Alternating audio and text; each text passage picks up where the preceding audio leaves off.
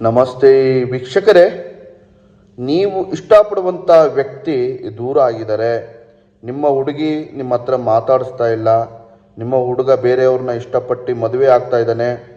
ಯಾರಾದರೂ ನಿಮ್ಮನ್ನು ಮೋಸ ಮಾಡಿ ಬಿಟ್ಟು ಹೋಗಿದರೆ ಈ ತಂತ್ರ ಮಾಡಿ.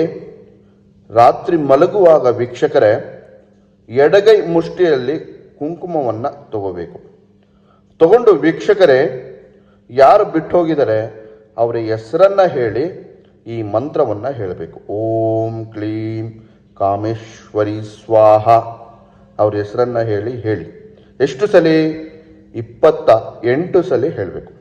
ಹೇಳಿ ವೀಕ್ಷಕರ ಕುಂಕುಮವಿಟ್ಟು ಬೆಳಿಗ್ಗೆ ಎದ್ದ ತಕ್ಷಣವೇ ಆ ಕುಂಕುಮವನ್ನು ನಿಮ್ಮ ಹಣೆಗೆ ಹಚ್ಕೋಬೇಕು.